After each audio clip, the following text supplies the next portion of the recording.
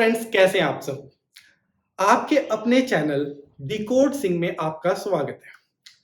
आजकल हवा में एक ऐसी चीज उड़ रही है जो आपको इन्फेक्ट नहीं करेगी।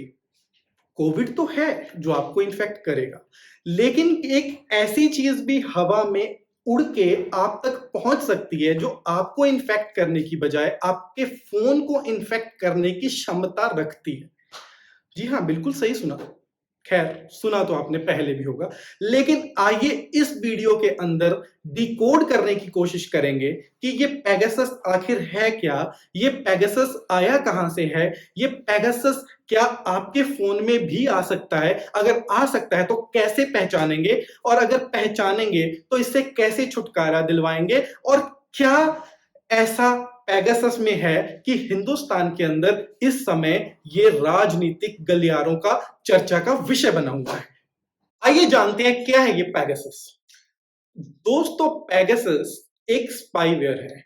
स्पाईवेयर कोई खास चीज नहीं है। स्पाईवेयर एक सॉफ्टवेयर की तरह ही होता है। आप लोग जानते होंगे, आप लोग एंड्रॉइड यूजर्स हैं, आईओएस यूजर्स हैं, विंडोज यूजर्स हैं, मैक यूजर्स हैं, कंप्यूटर के वर्ल्ड में रहते हैं और आपको पता होगा सॉफ्टवेयर क्या होता है। सॉफ्टवेयर एक एप्लीकेशन होती है जो आपके फोन या डिवाइस के अंदर चलती है और आप उसके साथ कोई भी काम कर सकते हैं। अलग अलग यूटिलिटी सॉफ्टवेयर होते हैं, आपका काम आसान बना देता है वो, और आप लोग सॉफ्टवेयर के साथ बहुत सारी चीजें कर सकते हैं। लेकिन दुनिया में कुछ अनवांटेड सॉफ्टवेयर ने भी जन्म ले लिया है जो कि साइबर क्राइम के लिए यूज किए जाते हैं। जी हाँ, बिल्कुल साइबर क्राइम के लिए यूज किए जाते हैं, और उन्हीं में से है एक पेगासस स्पाईवेयर। आइए जानते हैं स्पाईवेयर क्या है। दोस्तों, स्पाईवेयर स्पाई का मतलब होता है जासूस, यानी एक ऐसी एप्लीकेशन जो आपके फोन के अंदर घुसकर आपके फोन का सारा डेटा उस इंसान तक पहुंचाने का काम करेगी जिस इंसान ने इस पेगासस नाम के सॉफ्टवेयर को खरीदा है। जी हाँ, इसी बात से तो चर्चा छिड़ा हुआ है कि क्या हमारी सरकार ने ये पेगासस खरीदा है।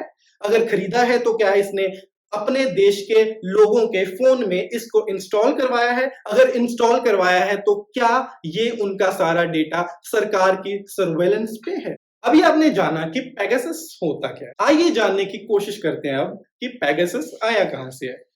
इजराइल की एक साइबर आर्म है, या आप ऐसा मान लीजिए कि इजराइल की सरकार की एक साइबर सिक्योरिटी की कंपनी है एनएसओ, जिसके द्वारा पेगासस को बनाया गया है।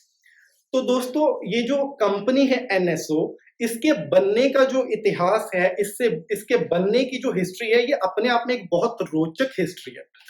होता ये है कि कॉलेज में दो दोस्त साथ में पढ़ते हैं और पढ़ते पढ़ते इनके दिमाग में ये आता है कि भैया चलो एंटरप्रेन्योरशिप की जाए और एक स्टार्टअप खोला जाए। स्टार्टअप बहुत सारे लोग सोचते हैं, आज भी स्टार्टअप्स का बहुत ज्यादा क्रेज है और लोग जॉब करने की बजाय प्रेफर करते हैं कि हम लोग स्टार्टअप खोलें और अपना किसी के अंडर काम ना करके बल्कि अपने ही स्टार्टअप में खुद के बॉस खुद ही बने, भाई सब लोग चाहते हैं। तो वो दो दोस्तों ने भी ये तरीका अपनाया कि हम लोग एक स्टार्टअप खोलते हैं। तो ये अर्ली 2000s की बात है जब इन दोनों ने एक सॉफ्टवेयर कंपनी शुरू कर दी। दोस्तों ने सॉफ्टवेयर कंपनी तो शुरू कर दी, लेकिन 2008 का जो ग्रेट रिसेशन आया उसके साथ, जैसा कि बाकी बड़ी बड़ी कंपनियों पे और बड़े बड़े स्टार्टअप्स पे असर हुआ, वैसा ही जो इनकी कंपनी थी वो उस रिसेशन के बहाव में बह गई, यानी खत्म हो गई।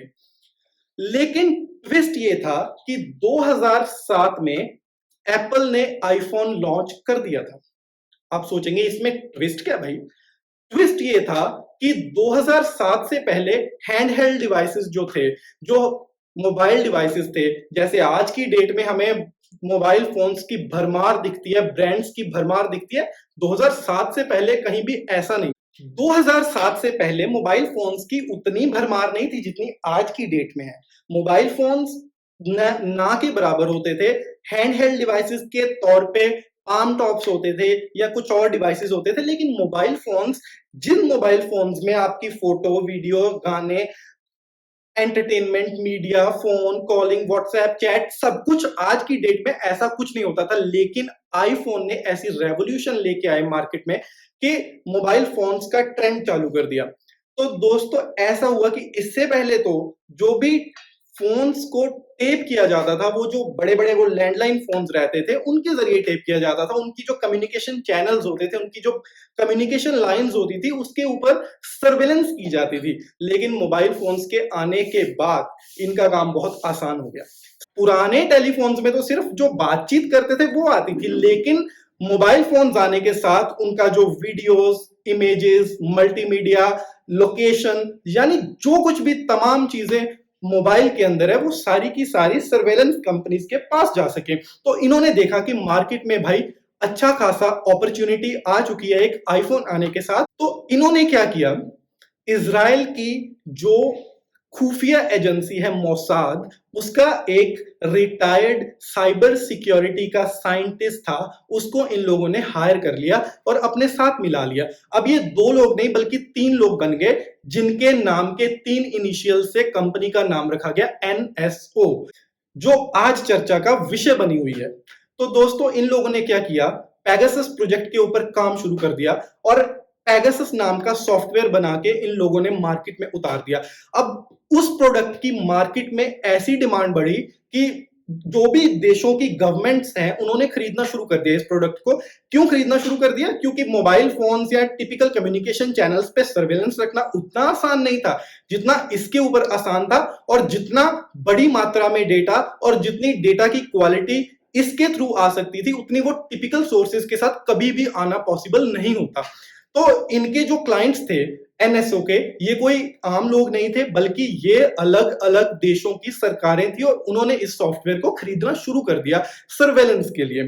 तो ये थी पेगासस की स्टोरी कि ये पेगासस आखिरकार दुनिया में आया कैसे।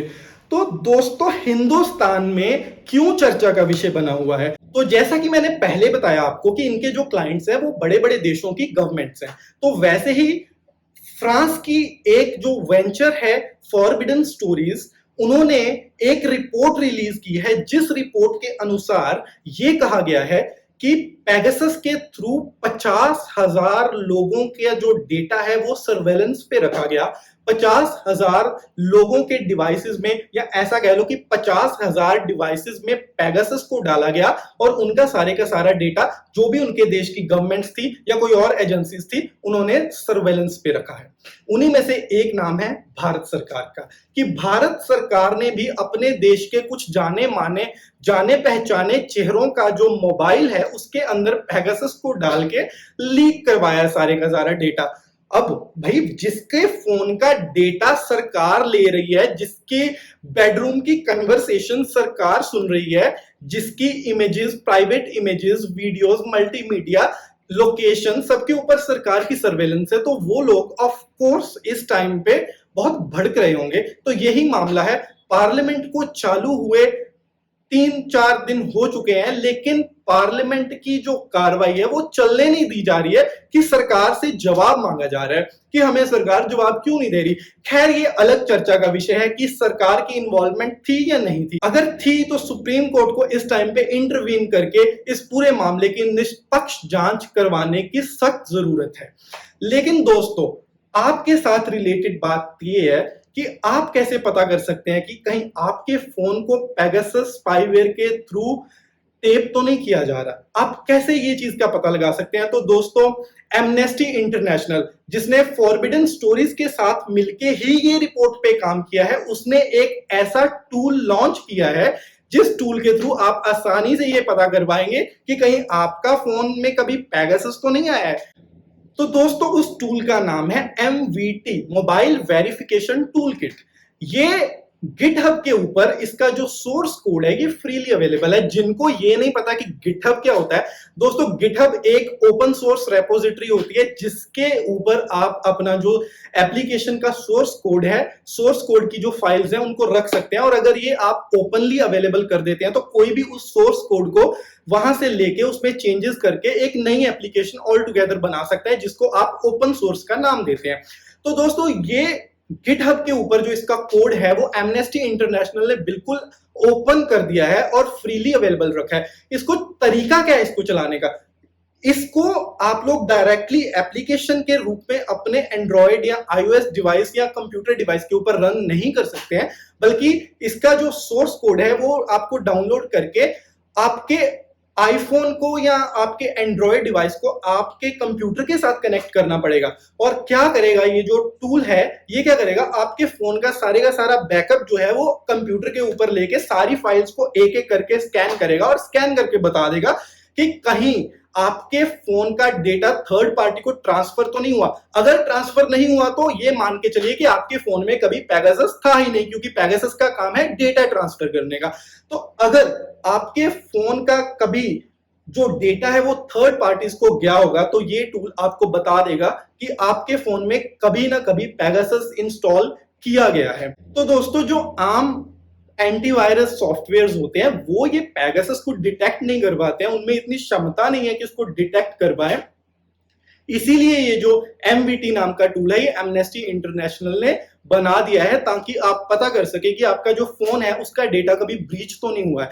तो ऐसे आप पता कर सकते हैं। तो दोस्तों, ये थी पेगासस से रिलेटेड बहुत ही क्रिटिकल इंफॉर्मेशन जो आपको जरूर पता होनी चाहिए। सिर्फ आपको पता नहीं होनी चाहिए, हर इंसान को पता होनी चाहिए, हर उस देश के सिटीजन को पता होनी चाहिए जो ये समझता है कि आर्टिकल 21 के अंडर राइट टू प्राइवेसी एक फंडामेंटल राइट है। और अगर ये फंडामेंटल राइट किसी भी सूरत में, किसी भी हालत में इन्फ्रिंज हुआ है, तो सरकार की बहुत बड़ी अकाउंटेबिलिटी बनती है कि वो अपने देश के नागरिकों के सामने आके ऐसा व्हाइट पेपर जारी कर दे कि हमने भाई ये सॉफ्टवेयर जो है इन कामों के लिए यूज किया है, लेकिन किसी के पर्सनल डिवाइसेस को कभी भी हमने हैक नहीं किया है। तो दोस्तों, अगर आपको ये वीडियो अच्छी लगी हो तो आप लोग इसको जरा दबा दीजिए, और वो जो इधर है ना, इधर वो लाल सा एक सब्सक्राइब है वो भी दबा दीजिए, और वो घंटी भी बजा दीजिए ताकि हम ऐसी इंफॉर्मेशन से भरी हुई डिकोडिंग वीडियोस को लेके आते रहे और जो आपके ज्ञान में बढ़ोतरी करते रहे।